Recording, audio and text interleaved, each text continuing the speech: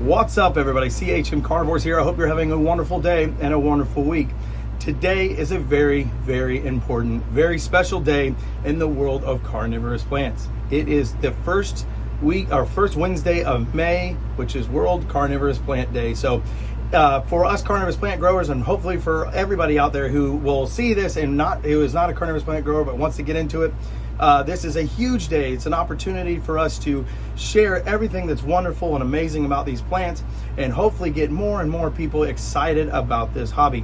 Now, I can't think of a better way to celebrate than to go on a tour of how the plants are doing.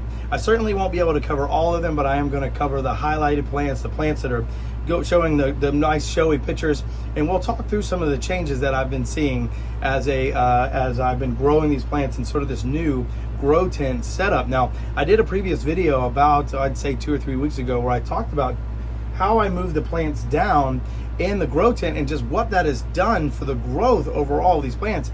I am absolutely amazed to see their growth, and you will see that firsthand in just a moment. Now, if you're not in collecting carnivorous plants or you're just starting out, please know that each and one of you is an ambassador for these plants. You're not just going into it as a hobby, something to experiment with oddity plants, but you're helping to continue a legacy of plants that have taken millions and millions of years to develop. And what these plants are is a testament and a testimony to just how amazing nature is, how amazing life is, and a will to survive. These plants have grown in an environment where they cannot get the nutrients. Now, they can live without digesting insects, but they certainly get their nitrogen from that. And so they have developed leaves over millennia and eons into pitchers or traps, or sundews, or whatever it might be, to collect these insects. And they have utilized resources they have to help in the very beginning, 60 million years ago more, to fight off fungus infections. They've actually turned that around, and that's what they use to break down the shell of insects. So many cool things. I hope one day that I can share just about the how these plants came about and the origins of carnivorous plants. It's an equally amazing story as they are now. But without further ado, let's turn the camera around and let's just look at these amazing plants on this very special day. See you in just a minute. First and foremost, I'm going to start off with this Stenophylla. Now, if you've been following this channel for a while, you remember the Stenophylla was not very big, and it stayed about this leaf size for quite some time, but then it had this massive leaf jump, and it continues to have a leaf jump. This thing has probably tripled in size in the last, I don't know, 3 months or so. And as you can see, it's got all that nectar on the back. That's what attracts the insects. This is very sticky nectar, and just an absolute beautiful plant. Now, for those who have not been following this channel, what's cool about the Stenophylla is in nature, and if it gets large enough, it can have up to 100 growth points per plant. And so it will absolutely get a massive in plant size the bigger it gets. Now, the next one we're going to talk about is I haven't shown this one too often. This is a VGI by Sumatrana by Platykyla. And the reason why I want to show this is look how cool this picture is. It's definitely got that Sumatrana in it very heavily. See the nectar sort of drooling off the lip there. It's got the Sumatrana sort of stripes, and it's also got that body size, or the body shape rather, a little squished from being back there, but it's actually a brother or sister to this plant right here. And as you can see, this one is outgrowing by a long shot, but just a really cool. This one has a completely different pitcher morphology, and I think that's so neat. Oftentimes when I buy pitcher plants, I will buy them in groups because I love seeing the genetic diversity in them. So next is, still has its adolescent pitcher, but you can start to see the stripes coming on. This is Sibunensis patches by Truncata giant. And so it will be an absolutely humongous plant.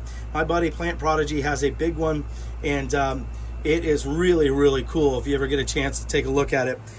They get really big, very squat. They look a lot like a Truncata, but a lot more squat, as you would expect from the Sibunensis. All right, and we're gonna pan over here now. And this is, Ime. I was drawing a blank there. And again, if you follow this channel for a while, you will remember that this plant has stayed small for a very long time and has just recently started making these jumps. Now, all of this, I talked about in my last video, just how impressed I was that these plants have made such large jumps since I moved them away from the lights. You would think that that would sort of reduce the amount of ppf that they're getting, but they seem to love it. I don't necessarily recommend that for all. It's just something that happened to work out for my collection, and I will continue to look at that. But with the IMA, you can see it's starting to get that neck. Certainly looks like that maxima already. It will continue to get large, and I can't wait. And again, with the theme, you guys have watched these plants grow up from itty bitty extra small plants. This is the spatulata by Rob Cantley.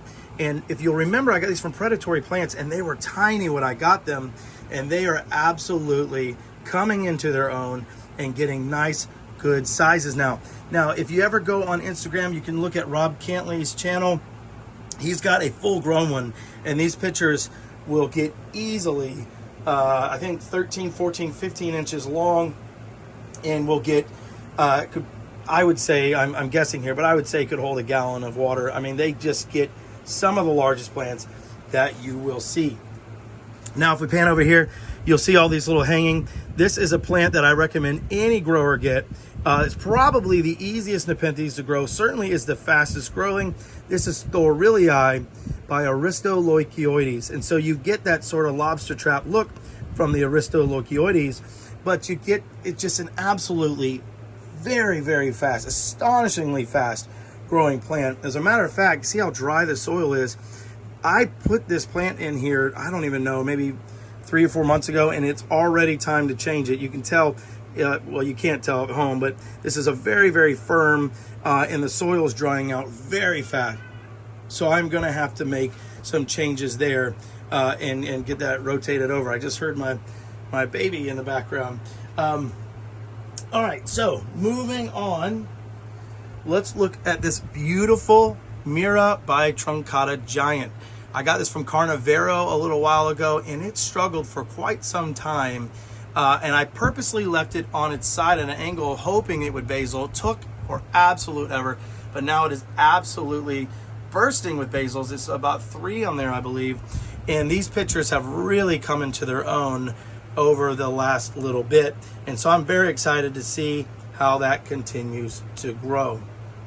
Now, let's get to the main event. Let's look at the Truncata pictures. Before we get into the Truncata pictures, I just want to ask, if you haven't already, please like and subscribe to the channel and share with your friends and your loved ones. The idea here is to get as many people as enthusiastic about this hobby as possible and spread the word so that we can help pull these plants back from extinction. Now, I will tell you, I also have a Facebook group that I'm also doing called Carnivorous Plant Help for Beginners, and you'll notice the name of this channel is Carnivorous Plant Help.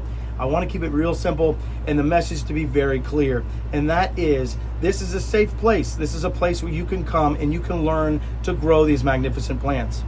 Compared to other non-carnivorous plants, there isn't a lot of information out there about these, and so I think it's super, super important that we crowdsource and that we help each other out and make sure that we help each other grow in this hobby, and don't rely so much on Google. But without further ado, let's get back and let's look at the main event, the Truncatas. See you in a minute. All right, so if you'll remember, it's so hard to get back in here with all these plants. The way they're growing is absolutely insane to me. I purposely put them down here because I wanted to get them further away from the light to give them more airflow, and that has made a huge difference. None of the plants has responded better than the Truncatas. And here is one right here. This is a Truncata. I think that, yeah, this is one of the Titan's towers, looking absolutely beautiful. That's another large specimen back there, Titan's Tower. What we have here is Truncata JB by Patient. And if I could tease this out, absolutely beautiful, beautiful pictures there. And that leaf, it's hard to get on camera. That leaf is probably, it's bigger than my hand, and I've got a big hand. I'd say it's probably nearly 10 inches across. Absolutely gorgeous. And with this one right here, it's starting to get that strapped leaf. This one is taking longer to get that strapped leaf, but certainly is gorgeous.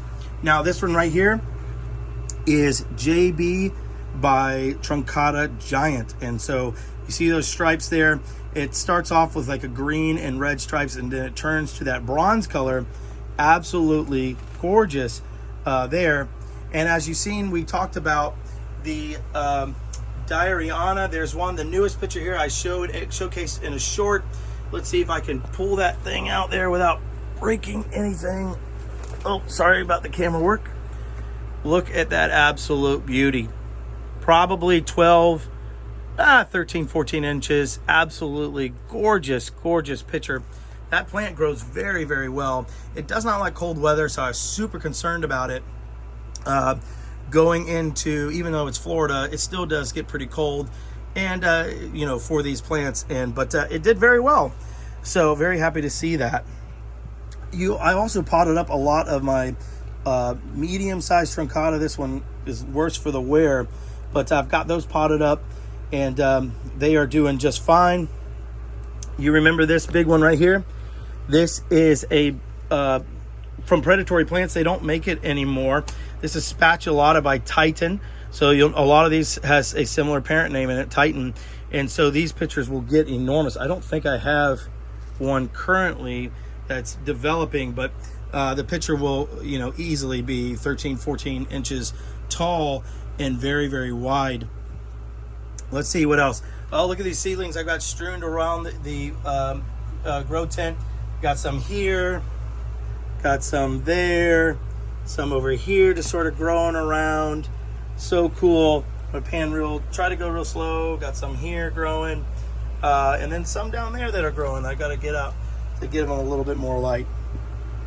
But overall, the seedlings have taken very well to the lighting. Those were the ones I was most concerned about, being so far away from the light, and they do not seem to care. Now, I'm gonna pan down here. I love this plant. This is Glabrata by Aristolochioides, and it started off as an extremely rare plant. They only released 13 total worldwide, but growers have since got them and then made them into their own. But look at the size of those traps. Absolutely gorgeous. I would say that's probably the size of a quarter, and it won't get much bigger than that. And just seeing it on the backdrop of that Truncata leaf just really goes to show you how unique and how different these plants can be. Absolutely lovely, lovely. Back there we've got Caesar. It's doing just fine. It's got that woody base going, and I think I see maybe a basil coming in. Excuse me, that is not Caesar, that is Brutus going back there. Sorry about that, Brutus. That is the opposite cross of Caesar. Caesar is right over there next to it, doing just fine, growing very well. And then we've got the Hamakua over there hugging on the Caesar by Truncata Giant. Hard for me to get back there. Those Hamakuas, I put a short on there, make enormous, enormous pictures. Bright, bright yellow. Very, very beautiful. Now, that was a super quick tour of the Nepenthes. Let's head over and look at the Drosera and the Utricularia. Be right with you. All right, I'm back, and the first one I want to talk about is this Drosera capensis Lotus Eater. I just got this one in from California Carnivores. When it comes to the biggest and the baddest of capensis, this is it. This plant will get absolutely enormous. You can see how large it is now, and this is relatively a small plant for this, and it's also curled up because it's a little stressed from the trip. But it will get absolutely enormous, and as you can tell, you see right there, it is flowering. I cannot wait to see that. Now, the capensis are doing okay. They are a bulletproof plant, but they do show signs of stress, and as you can see here, they are turning brown. Now, brown leaves on a Drosera is an okay sign. They have a very high leaf turnover rate, but the reason why these are a little bit more brown than normal is A, I'm letting them flower, so they're gonna stay stunted in their growth, but I had it too hot in here. Now, too hot for a Drosera is a relative term, but capensis tend to like it hot, but not boiling hot, and it was really, really hot in here. So I made some changes to the grow tent, and they seem to be doing just fine. Super excited about that. Now, if I come over here, I have really become a geek to Drosera binata. And so I have collected a ton here recently. So in the very back there is binata T form or Y form, depending who you ask. In front of that is Marston's dragon, and it's flowering.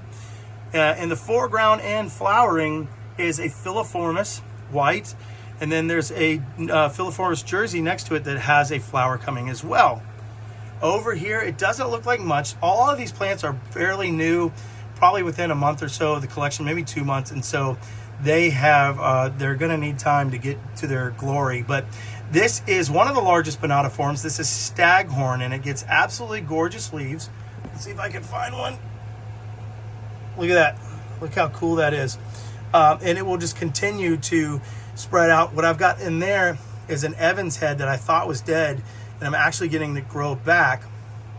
And all of these will get extremely large, so keep that in mind when you're buying binatas. And they are so cool. This one is flowering, but unfortunately, most of the time it is sterile. So what you can do though is take cuttings, cut off the flower stalks, put them in water or in very damp sphagnum moss, and they will grow plants for you. The other thing you can do with Drosera binata is they spread from their roots prolifically. Boy, that's hard to say.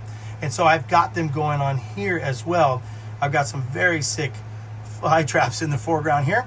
And then I've got a binata large. This is a binata giant. And then next to that is, I just got this yesterday. Very, very unhappy about the trip. This is Filiformis californica. So it is a mixture of the white form, anthro-free Filiformis by actually Tracii by Filiformis. And so it will get absolutely huge. And when it colors up, it will get almost this pink hue to it. Absolutely gorgeous. And then here's one of my favorites, and it doesn't look like much, but this is my little tote of Utricularia. Now, what's so cool about Utricularia is they are known as the orchids of the carnivorous plant world, and you certainly can see why. But I like terrestrial Utricularia because they're so insidious. So they look like you're just growing a box of dirt, but what's happening under the soil, or in some cases under the water, is the most sophisticated, most complex, and the fastest traps in all of the plant world, certainly all of the carnivorous plant world. Now, what makes these things so cool is that there's such a dangerous situation going underneath the soil, but on top it's so stoic and still and beautiful, and you get these lovely, lovely flowers that sort of just belie what really is happening underneath the soil. And what's really cool, and I'll have to show a video, is they're starting to flower. It's so hard to see, but they're starting to spike flowers. And on that note, I wanted to close this out with giving you a little bit of a sneak peek on some lights that I got, right? I've been trying this Mars Hydro. It's been doing very well. It's a little hot, but not bad. And I've got my Ficida. But I went and got these lights from Lowe's. And these are specific grow lights. I think it was like $60. So I was super nervous about getting them. But I will tell you that their PBF rating is very high, and the plants have responded so well. Since I put these in here, they're from GE. They have absolutely exploded with flowers and exploded with growth. Certainly you can get top line lights that are way more expensive and way more flashy than this, but I cannot stress enough. These are from Lowe's, $65. I was a little leery for the price, for the size. I am so glad I did, because they are absolutely amazing, amazing lights. All right, let's go ahead and wrap the video up. All right, everybody, I hope you enjoyed that very, very fast tour. There's so much to see, and it could make an hour-long video if I needed to make them, but I'm going to break it up into small parts. Hopefully you've stuck around this long. The next video I'm going to do is about how to take dead sphagnum moss and actually bring it back to life. There's been a lot of contention around this, and I actually stumbled upon a way to do it and have gotten a lot of very cheap live sphagnum moss from dead sphagnum moss. Now, I cannot wait to do that video. I cannot wait to be able to show that, how I did that, which type of sphagnum moss to buy, and to get that done. But for now, I hope that you have a wonderful World Carnivorous Plant Day. I hope that you're as excited as I am about it, and if you're not, then I hope you can get there. And I hope that you find that collecting these beautiful plants and being ambassadors for these plants is so very fulfilling and rewarding. But as always, I hope you have a wonderful day and a wonderful week. I'll see you soon.